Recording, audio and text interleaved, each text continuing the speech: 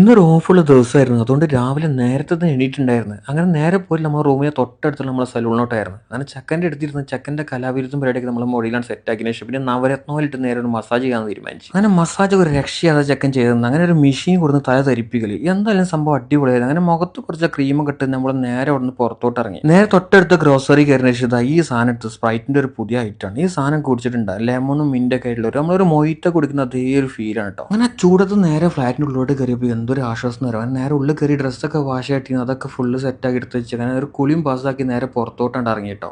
ഈ പോകുന്നത് പിന്നെ ഉച്ചക്കത്തെ ഫുഡ് കഴിക്കാണ്. റൂമിന് തൊട്ടടുത്ത് ഒരു കിച്ചൺ ഉണ്ട്. അവിടെ പോയി ഞാൻ 10 റംസ് കൊണ്ട് നല്ല വയറ് നിറച്ച് കഴിക്കാം. ഇടയ്ക്കിടയ്ക്ക് വന്ന് കഴിക്കുന്നതാണ്.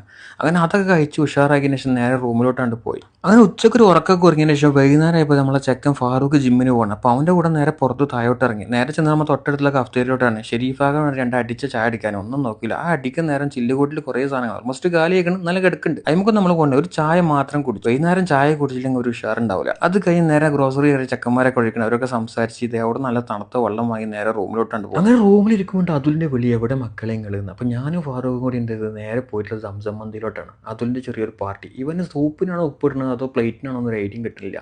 എന്തായാലും മന്തിയൊക്കെ കണ്ട് ഓർഡർ ചെയ്ത് സാധനം സിഞ്ചിഞ്ചാക്കി ഒരു സാധനം വന്ന്. അപ്പോൾ അതൊക്കെ വയറ് നിറച്ചാണ്ട് കഴിച്ച് അവർ ചെറിയൊരു ചായ സ്ഥലത്ത് അതും കഴിഞ്ഞ് നേരെ റൂമിലോട്ടാണ്ട് വിട്ട്.